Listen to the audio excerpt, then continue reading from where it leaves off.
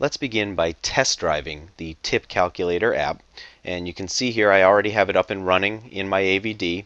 You can also see the Eclipse IDE in the background and the fact that I've imported the tip calculator app into the IDE. And of course I ran the app by right-clicking tip calculator, selecting Run As Android Application, at which point the IDE installed the app onto my AVD and brought the app up and running. Now with the tip calculator you can enter a restaurant bill amount into the bill total edit text. This rectangular region at the top here is an edit text, and an edit text is a subclass of text view which also provides editing capabilities as well as a bounded region on the screen, so it puts the rectangle around the edit text automatically.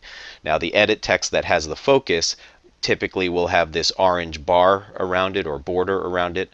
You'll also see that I have a bunch of other rectangular areas on the screen. Those are also edit texts, but for each of these other ones I've set them up so that even when I click on them I can't give them the focus and I cannot edit them. I'm using them solely for display purposes in this app, and typically you don't use edit texts for display purposes. You use them to receive data from the user of the device. However, because the edit texts look nice and have this nice border, I decided to use them for output purposes in this example.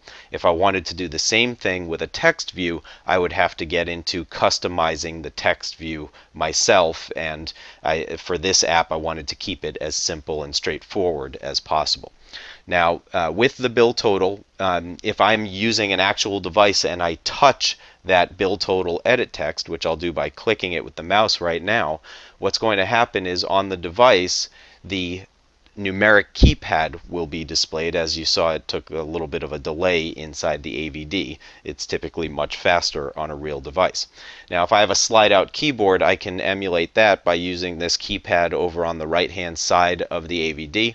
But when I actually touch the device, I'm seeing the soft keyboard get displayed at the bottom here. And one of the things you'll notice right away is that we have some strange-looking characters for those of you who are English speakers. And the reason for that is, for some reason, when you first configure an AVD, it's set up to use the Japanese input method. So before I even get into fully testing this app, I'm going to go to the home screen, and then I'm going to click my menu button to represent the menu button on the actual device, and I'm going to go to Settings, and once this pops up here I'm going to scroll down and go to Language and Keyboard.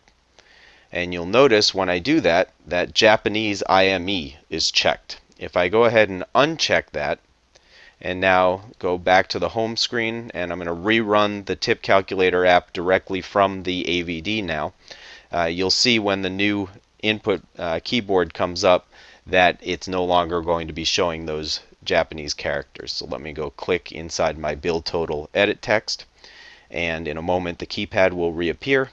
And once the keypad reappears, which is taking a long time in this particular case, once the keypad reappears, there we go. Now we see just the numeric keypad that's going to allow us to enter a floating point number representing the bill total. Now, once you've made that configuration change in the AVD, provided that you don't wipe the user data when you start the AVD the next time, the keyboard for numeric input will show up and look like what you see on the screen here. And by the way, I should mention that this keypad may look different depending on which version of Android your AVD is running or your device is running. So this is the numeric keypad in Android 2.3, but if you go back to Android 2.2, the keypad looks different and has additional keys on it compared to the one that you're seeing on the screen here. So now that we've got the keypad up on the screen, we can interact with the app. So let's start entering a bill total. And by the way, as I do that, you'll notice that all of the other edit texts are being updated dynamically in response to the keypad events. So I typed a 1, which means the bill total is $1 basically at this moment. So the tip for 10% is going to be 10 cents and the total will be $1.10.